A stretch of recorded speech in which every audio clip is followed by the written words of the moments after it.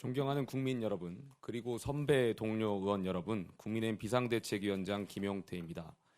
저는 오늘 헌법과 법치주의의 근간이 흔들리는 심각한 현실에 대해 말씀드리려 합니다. 지금 이 순간 대한민국 사법부가 권력의 입김 앞에 흔들리는 정의의 저울이 되고 있습니다. 서울고등법원이 이재명 대통령의 공직선거법 위반 사건 파기환송심 1차 공판 기일을 또다시 연기했습니다. 그 이유로 든 것이 헌법 제84조 대통령의 불소추 특권이라고 합니다. 대통령이 되면 죄가 사라집니까? 헌법 84조는 면죄부가 아닙니다.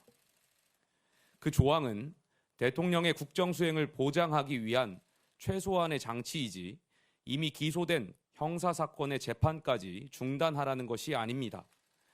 있는 죄를 덮는 도구는 더더욱 아닙니다. 어떤 권력도 헌법 위에 설 수 없습니다. 이는 대통령이라고 해서 예외일 수 없습니다. 분노해야 할 지점은 분명합니다.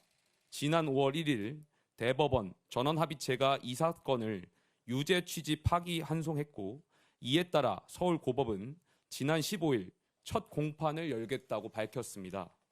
하지만 당시 이재명 후보 측은 선거운동 기간을 공평하게 보장해달라며 기일 연기를 요청했고 법원은 그 요구를 그대로 수용했습니다.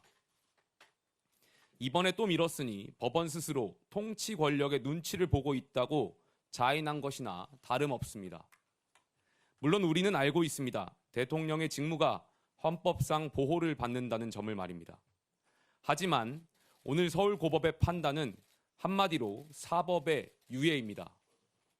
권력의 일정에 순응한 개별재판부의 결정입니다.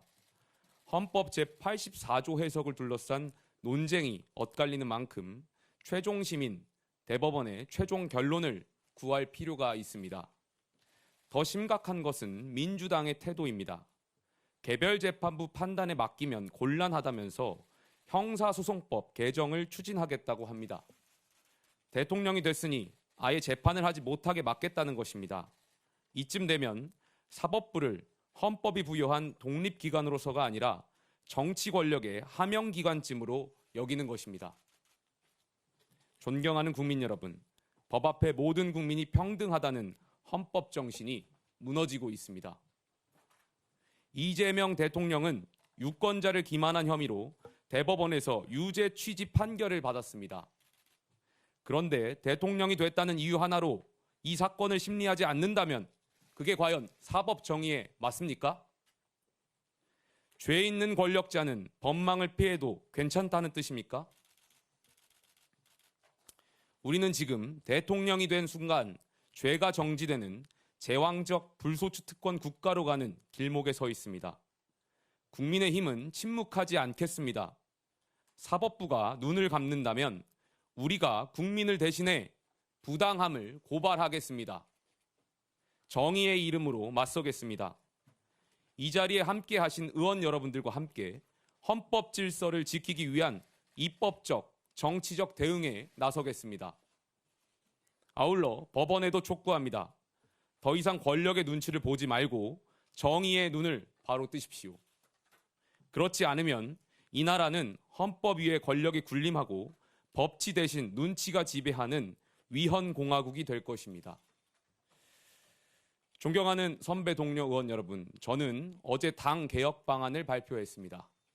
이대로 당이 무너지는 것을 젊은 정치인으로서 보고만 있을 수 없기에 국민과 당원께 책임 있는 개혁안을 말씀드렸습니다.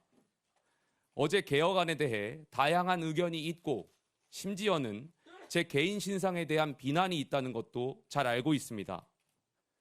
제가 여기 계신 의원분들 중에 나이로는 막내지만 비상대책위원장이라는 지도자답게 의원님들의 다양한 생각을 품고 희망을 녹여내겠습니다.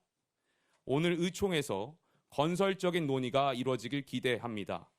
보수는 품격입니다. 품격 있게 개혁을 추진해 나가겠습니다. 감사합니다.